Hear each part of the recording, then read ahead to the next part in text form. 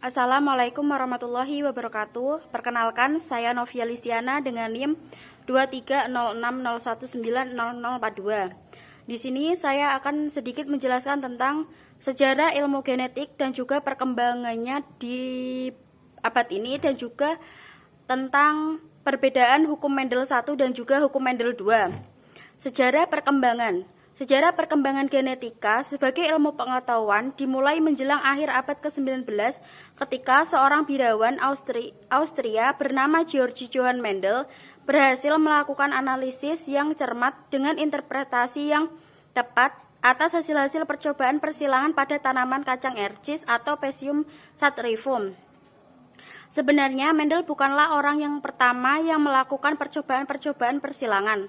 Akan tetapi, berbeda dengan para pendahulunya yang melihat setiap individu dengan keseluruhan sifatnya yang kompleks. Mendel mengamati pola pewarisan sifat demi sifat sehingga menjadi lebih mudah untuk diikuti. Deduksinya mengenai pola pewarisan sifat ini kemudian menjadi landasan utama bagi perkembangan genetika sebagai suatu cabang ilmu pengetahuan, dan Mendel pun diakui sebagai bapak genetika. Selanjutnya yaitu perkembangan genetika di abad ini berkontribusi ke bidang-bidang lain. Kontribusi genetika di bidang lain ini yaitu dalam bidang pertanian, khususnya pemuliaan tanaman dan ternak. Boleh dikatakan paling tua. Persilangan-persilangan konvensional yang dilanjutkan dengan seleksi untuk merakit bibit unggul baik tanaman maupun ternak menjadi jauh lebih efisien berkat bantuan pengetahuan genetika. Demikian pula teknik-teknik khusus pemuliaan seperti mutasi, kultur jaringan, dan juga fungsi protoplasma. Kemajuannya banyak dicapai dengan pengetahuan genetika. Dewasa ini beberapa produk pertanian terutama pangan yang berasal dari organisme hasil rekayasa genetika atau genetically modified organisme atau GMO telah dipasarkan cukup luas meskipun masih sering mengundang kontroversi tentang keamanan. Selanjutnya yaitu pada bidang kesehatan. Salah satu contoh klasik kontribusi genetika di bidang kesehatan adalah diagnosis dan perawatan penyakit Phenyctotronium atau PKU, atau penyakit ini merupakan penyakit menurun yang disebabkan oleh mutasi gen pengatur katabolisme fenilalanin sehingga timbulnya kelebihan fenilalanin akan dijumpai di dalam aliran darah sebagai derivat-derivat yang meracuni sistem syaraf pusat. Dengan diet fenilalanin yang sangat ketat, bayi tersebut dapat terhindar dari penyakit PKU meskipun gen mutan penyebabnya sendiri sebenarnya tidak diperbaiki. Selanjutnya yaitu pada bidang industri farmasi. Teknik rekayasa genetika memungkinkan dilakukannya pemotongan molekul DNA tertentu. Selanjutnya, fragmen DNA hasil pemotongan ini disambungkan dengan molekul DNA lain sehingga terbentuk molekul DNA rekombinan.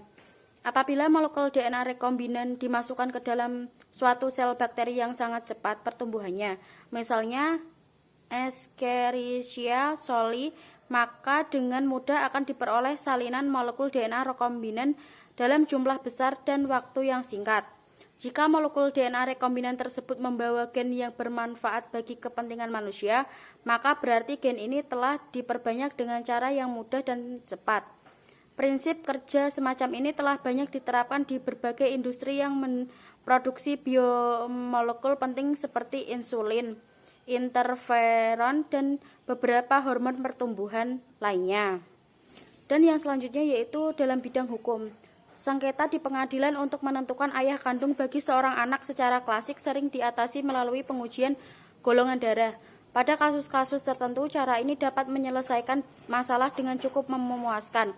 Tetapi tidak jarang hasil yang diperoleh kurang meyakinkan. Belakangan ini dikenal cara yang jauh lebih canggih yaitu uji DNA. Dengan membandingkan pola restriksi pada molekul DNA anak, ibu, dan orang yang dicurigai sebagai ayah kandung anak, maka dapat diketahui benar tidaknya kecurigaan tersebut. Dan selanjutnya yaitu pada bidang kemasyarakatan dan kemanusiaan. Di negara-negara maju terutama di kota-kota besarnya, dewasa ini dapat dijumpai klinik konsultasi genetika yang antara lain berperan dalam memberikan pelayanan konsultasi perkawinan berdasarkan atas data sifat-sifat genetik, khususnya penyakit genetik pada kedua belah pihak yang akan menikah. Dapat dijelaskan berbagai kemungkinan penyakit genetik yang akan diderita oleh anak mereka dan juga besar kecilnya kemungkinan tersebut. Perbedaan hukum Mendel 1 dan juga hukum Mendel 2. Sebelum itu, Georg Mendel, seorang pendeta dan juga ahli botani dari Austria, Mendel mulai meneliti tentang pewarisan sifat pada tahun 1856 dan mencatat hasil temuannya pada Natural Selection Society of Bonn, Austria pada tahun 1866. Mendel menggunakan kacang kapri atau RC sebagai objek penelitiannya karena kacang kapri memiliki pasangan sifat yang kontras, dapat melakukan penyerbukan sendiri, mudah dilakukan penyerbukan silang, mempunyai daur hidup yang relatif pendek, dan menghasilkan keturunan dalam jumlah banyak. Mendel juga orang yang dikenal pertama kali memperkenalkan teori penurunan sifat. Teorinya dikenal sebagai hukum Mendel. Selanjutnya yaitu hukum Mendel 1 atau segresi. Segresi adalah pemisahan alel pada waktu pembentukan gamet. Pasangan-pasangan homolog saling berpisah dan terjadi pemisahan alel-alel suatu gen secara bebas dari diploid menjadi haploid. Setiap gamet hanya mengandung satu gen dari alelnya. Di samping ini adalah proses pembentukan dari gamet. Selanjutnya yaitu cara persilangan yang dilakukan oleh Mendel sebagai berikut ini. Selanjutnya yaitu hukum Mendel 2 atau hukum asortasi atau independent assortment. Asortasi adalah setiap gen atau sifat dapat berpasangan secara bebas dengan gen atau sifat lain. Hukum ini berlaku dalam proses pembentukan gamet pada persilangan dihibrid atau persilangan dengan dua sifat beda.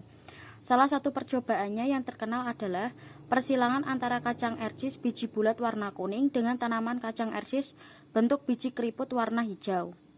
Berdasarkan pengamatan yang telah dilakukan sebelumnya, Mendel menetapkan genotip untuk berbiji bulat dan berwarna kuning dengan genotip BBKK besar dominan dan kacang kapri berbiji kisut dan berwarna hijau dengan genotip BBKK resesif. Segresi, setiap gen dapat berpisah secara bebas dan menghasilkan gamet, sel sperma, dan sel ovum dengan pasangan gen BK dan juga BK. Keturunan pertama semua bergenotip BBKK sehingga semua kacang kapri berbiji bulat dan berwarna kuning. Selanjutnya Mendel melakukan persilangan kedua antar sesama keturunan pertama. Ini adalah bagian dari persilangan dihibrid itu. Sekian penjelasan dari saya. Wabillahi taufiq wal hidayah. Wassalamualaikum warahmatullahi wabarakatuh.